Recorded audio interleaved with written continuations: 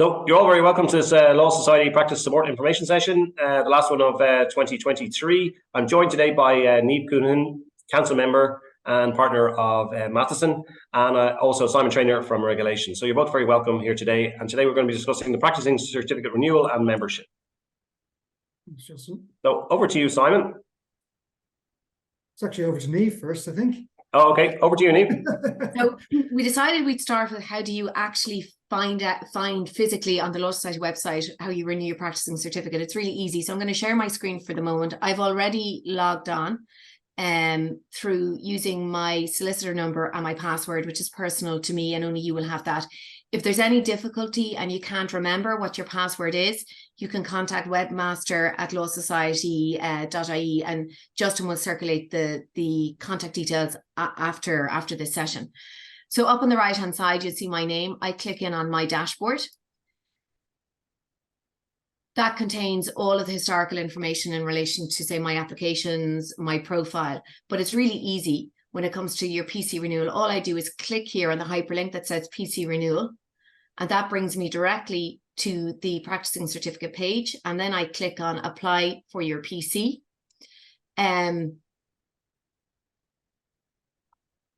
And then click on begin. I have gone through everything except signing my declaration. But if you click on one here, it is pre-populated with your information and your details.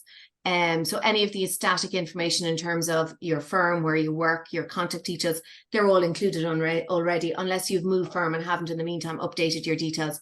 You go through the steps 1, 2, 3, 4, 5. So your professional status, your compliance, for example, with CPD requirements, and we'll go through a little bit of that later on. Privacy, your declaration. And Simon, you might want to mention something specifically in relation to the declaration that the solicitor is required to give as part. Yes, indeed. Thanks, Niamh.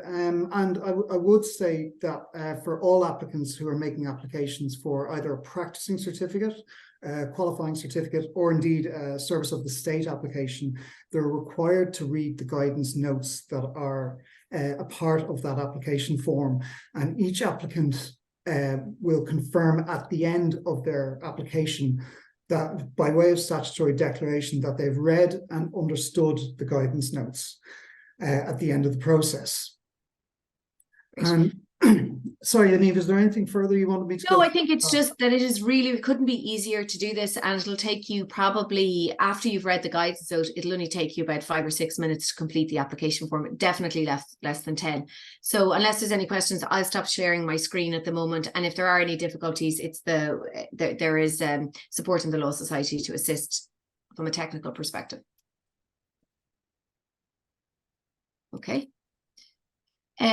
So Simon, you've spoken about the guidance notes and who they apply to generally. Would you like to expand a little bit more, for example, on the types of, just generally how they kick in, or the requirement for the I would say it's very important to note that it's both criminal offence and professional misconduct for a person on the role of solicitors to provide legal services as a solicitor without holding a valid practicing certificate in place. And I'd also note that it's impermissible for a solicitor to call themselves a legal executive or a paralegal for the purposes of avoiding the requirement to hold a practicing certificate. And any solicitor who is on the role of solicitors and is providing legal services, either reserved or unreserved, is required under statute to hold a valid practicing certificate from the society unless they're in a category of solicitors who are exempt from holding a practicing certificate. But I think I'll speak about that a little bit later. A solicitor should be deemed to practice as a solicitor if they engage in the provision of legal services. Now, the definition of legal services under the Solicitors Acts and associated statutory instruments is quite wide, and it's considered any services of a legal or financial nature provided by a solicitor arising from that solicitor's practice as a solicitor. And I would say it's the personal responsibility of each solicitor to make their application for a practicing certificate on an annual basis, and they can't delegate that to a third party. Now, it's particularly important, say, for a principal partner or sole practitioner to hold a practicing certificate from the 1st of January in each practice year. as each firm must have a principal with a valid practicing certificate in force in order to carry on practice. And this is part of the professional indemnity insurance regulations. So any solicitor partner who goes on any type of leave, be it maternity leave, paternity leave, if they were to take a leave of absence for some time, so long as they're held out as a partner in that firm, that they will need to hold a valid practicing certificate. A solicitor who doesn't hold a practicing certificate and provides legal services can be referred to the Legal Services Regulatory Authority. An application may be made to the High Court to prevent them from providing legal services, or a report can be made to An Garda Síochána as well. And it should also be understood that a solicitor who doesn't hold a practicing certificate may not charge a client for legal services that took place at a time while they did not hold a practicing certificate. It could also impact potentially your insurance for any claims that were made on the firm. And it could also potentially impact on professional legal privilege. So in order to be eligible to make an application for a practicing certificate, a solicitor must be linked to a law firm in this jurisdiction or as an in-house solicitor. If they're linked to a law firm, the law firm must hold a qualifying policy of professional indemnity insurance. So where a firm of solicitors has not confirmed cover through the Society's PII portal, no practicing certificate will issue to any solicitor in that firm. And it's probably worth pointing out, if you haven't held a practicing certificate for more than 3 years, you'll be required to complete what's called a Section 61 application in conjunction with your practicing certificate application. And that Section 61 application requires you to detail how you have kept up to date with legal matters since you last held a practicing certificate. Thank you, Simon. I suppose one of the questions that comes up a little bit is, solicitors, if they're seeking to provide legal services in another jurisdiction, are they entitled to a practicing certificate? I know you've mentioned the link to an establishment in the state. Yes, so a solicitor based outside the jurisdiction will not be entitled to a practicing certificate. Since November 2020, the Council of the Law Society took a decision to only limit the provision of practicing certificates to solicitors who are providing legal services through an establishment in this jurisdiction while situated in this jurisdiction. So a solicitor who's based outside the jurisdiction will not be eligible to apply for a practicing certificate. Now, the Society is aware that previously to this decision being taken, some solicitors outside the jurisdiction did apply and were issued with a practicing certificate for the purposes of getting entry to a foreign bar. Many of them were under the European Establishment Directive, but they sometimes applied to foreign bars also. So in order to address this, the Law Society took the decision to start issuing certificates of attestation. And a certificate of attestation is it attests to the solicitor being admitted to the role, the date they're admitted on, their solicitor number, and it'll detail any findings of misconduct that have ever been made against the solicitor. And the certificate of attestation, it's used to effect registration under the Establishment Directive or perhaps in another foreign bar. But what I would state is that the Society can't guarantee that this will grant registration with any particular foreign bar, because that would be a matter that's outside our remit. And it's probably worth mentioning that there's no particular time limit. Unlike practicing certificates, you can apply for a certificate of attestation at any time during the year by just contacting pc@lawsociety.ie. Of course, it may well be and it's a foreign legal matter, it may well be for a solicitor who requires a certificate of attestation, they need to do it in a timely manner based on those foreign bar rules. So there may be other time limits that solicitors need to be aware of in that context. Yeah, there's under the Establishment Directive, there is a specific time limit, and a certificate of attestation should be no more than 3 months old if they're applying under that. But I couldn't say for bars outside of the European Union what their rules will be, and I recommend engaging with them prior to making your application for registration. Right. And what is the deadline for applying for a practicing certificate for the year 1 January onwards, 1 January 2024 onwards? Certainly. So there's a statutory deadline for applying for a practicing certificate to be dated the 1st of January in any practice year. And the statutory deadline is the 1st of February. And that is up to midnight on the 1st of February, Irish time, to make an application for a practicing certificate. And it's not a deadline that the society has any discretion over, and it can't be waived in any circumstances. And in order for an application to be fully received, it requires both the application form and the full payment of fees to be received by the society on or before the 1st of February deadline.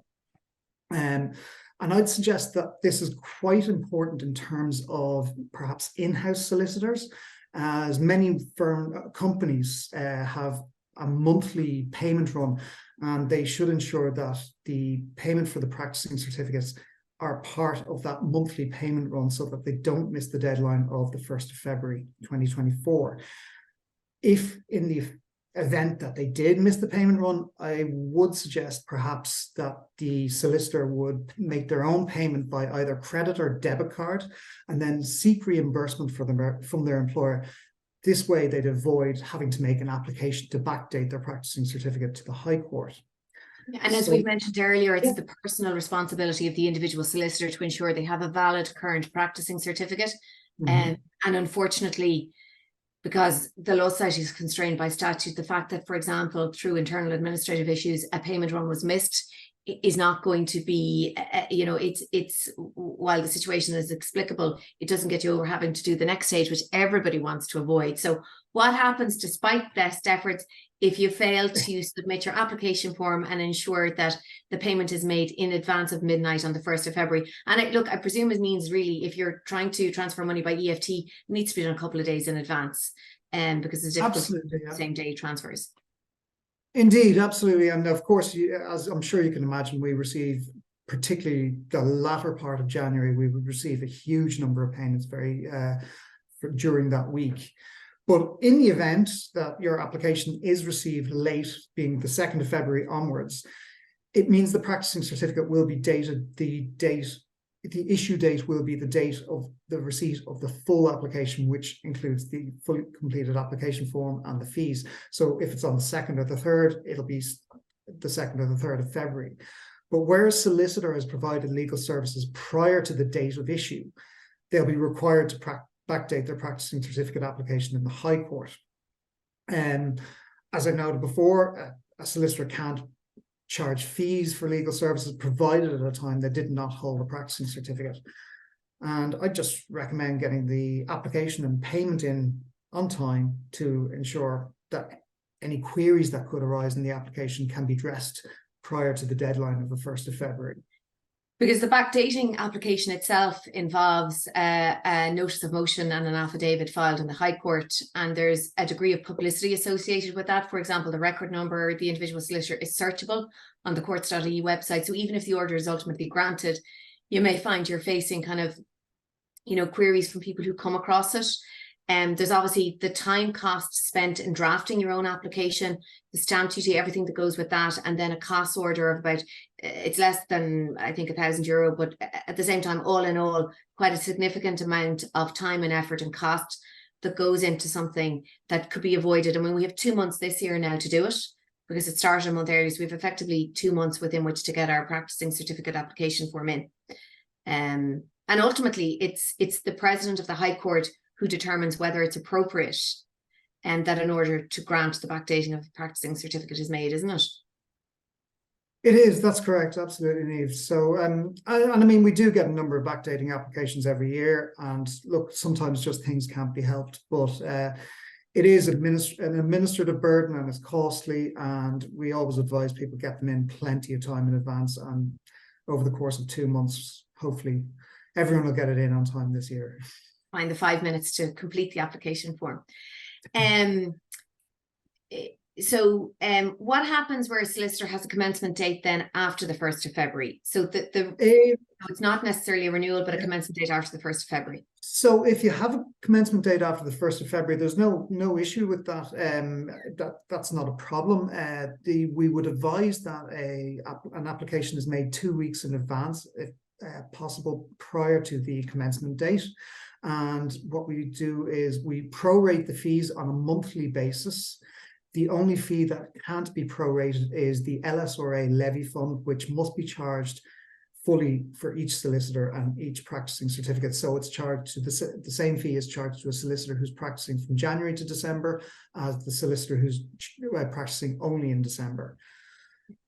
And that commencement date, I think it's just useful to kind of pause and explain to people a little bit more what that is. So if I'm looking to apply for a practicing certificate and I join a firm, say on the, I look to join, I know I want to commence providing legal services maybe at the end of March, because that's when my new job is going to start. And it means that you have to get your application for your practicing certificate in 2 weeks before that. And when you're signing your declaration, which is I have read and I have understood the guidelines, and I intend to apply for a practicing certificate with an effective date, it's 2 weeks on from that. So if I'm lodging it on the 14th of February, it's with a date of the 28th of February, for example. So it's lodged in advance of the provision of any legal services. Yes, indeed. And you'd have the date of the commencement being, if it's the 28th of February or 28th of March, then you put that down. Yeah, that's the date you put down as the date of commencement. Yeah, because otherwise you would end up in a position potentially if you didn't, where you're trying to backdate or do something in the intervening period and you're back in the space you definitely don't want to be in. Indeed, absolutely. Yeah. We've spoken a little bit about payment methods there, and you've addressed some of the kind of the practical difficulties that may be faced in kind of, certain in-house counsel situations where employers mightn't be so used to the deadline. But what methods are, you've mentioned credit payment and debit payment, is it? There's credit card payment, debit card payment, or EFT. We no longer accept checks, cash, and the payment must be made in euros as well, which is worth noting. In the event that people are paying from a different bank account, it has to be paid in euros. So if you're paying on an individual basis, or if your firm is paying, you can select EFT at the end of the practicing certificate application form. There is an option there for EFT, my employer is paying. And when that is selected, no EFT will generate for the solicitor, but it will go to the firm administrator, and the firm administrator will have the entire firm's practicing certificate applications on view, so that they can see which solicitors have made their applications. And when all the applications are made, then they can generate a full EFT for the firm itself. And there's a generated specific reference made with either a single EFT or a firm EFT, and that is the reference that should be put on any kind of bank transfer, and that way it can be easily identified in the Law Society's account. So what we would ask then is to download the EFT form and send it into pc@lawsociety.ie. And once you've made the bank transfer, that way we will be able to match the EFT with the bank details, and the practicing certificate applications will be easily processed that way.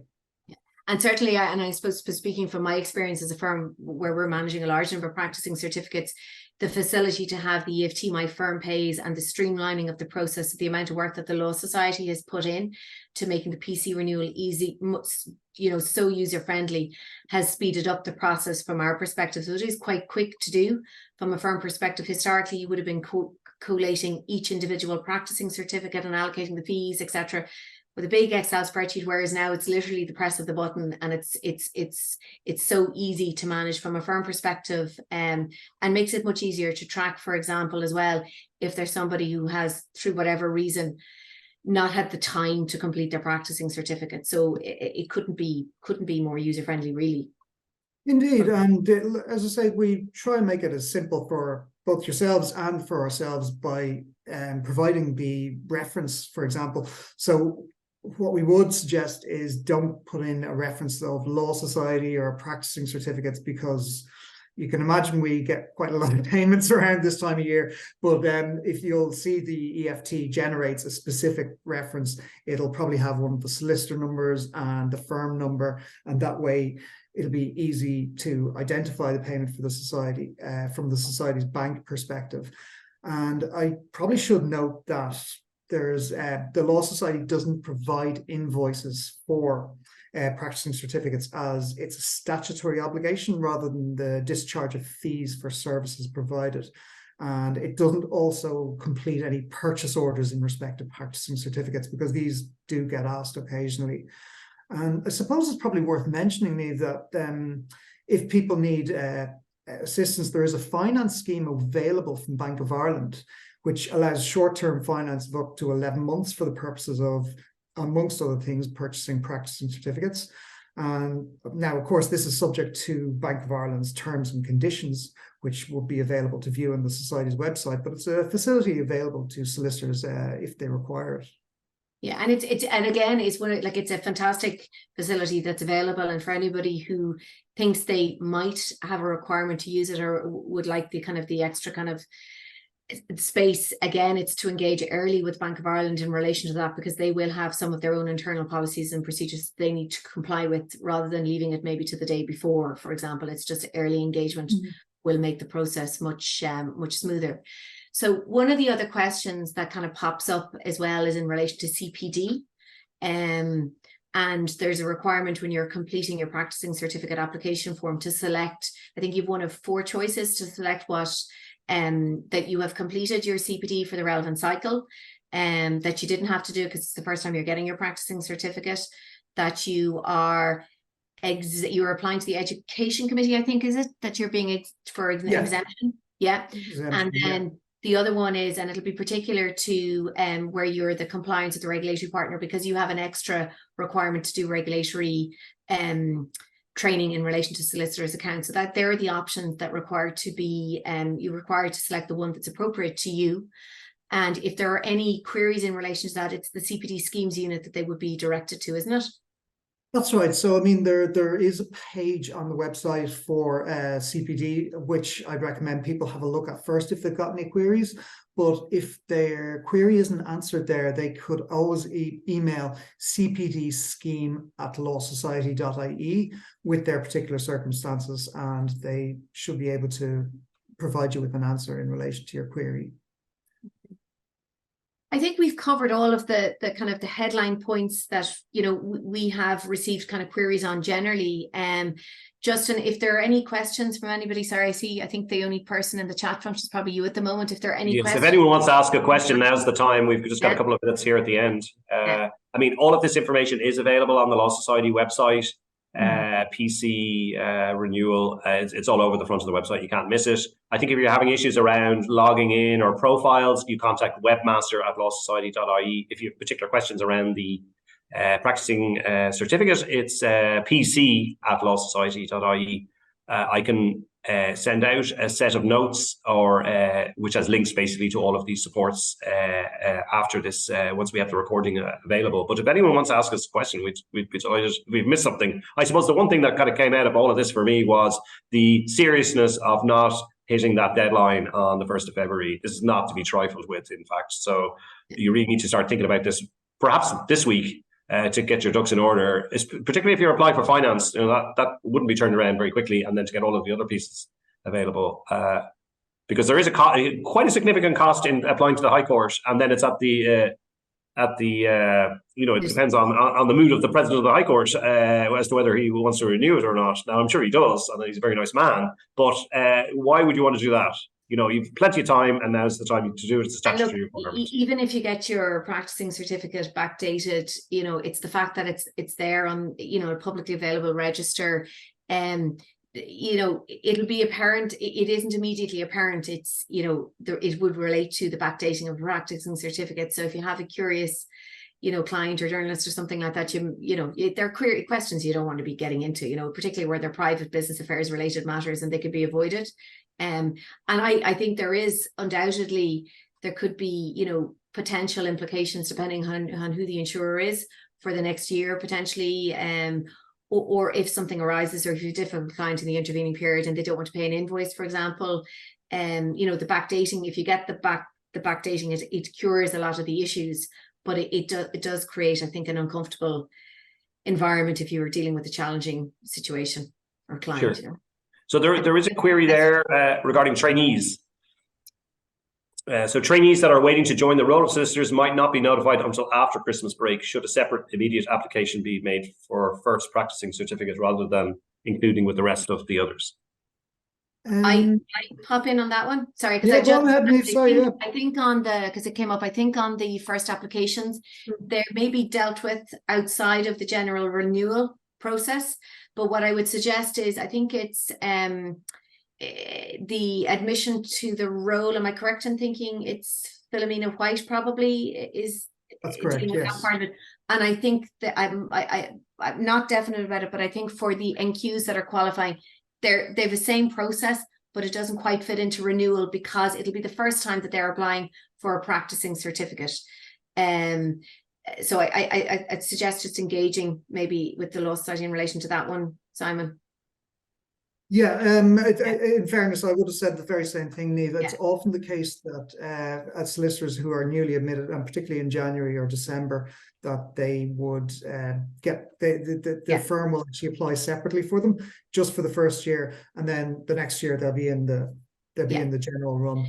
Yeah, because they don't get to avail of the, you know, the statutory provision that says if you apply before the 1st of February, it'll be backdated to the 1st of January. Yes. They will get a practicing certificate with the effective commencement date that's been agreed with the Law Society. Certainly, I know we have put through, we have a recent practicing certificate that was just put through towards, you know, in the last number of weeks. And because the renewal period had already started, it fell outside of the usual regime for doing it, but it was addressed in a different manner.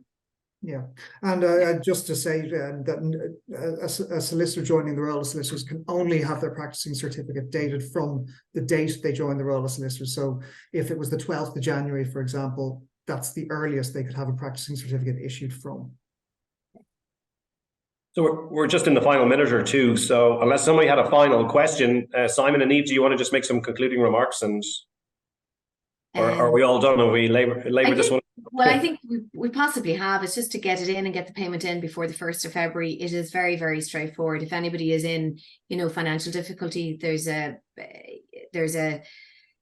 facility through the Law Society, for example, for practice support, and any questions that people have, you know, there are contacts within the Law Society that can assist people with those questions and queries. I think, Simon, isn't it?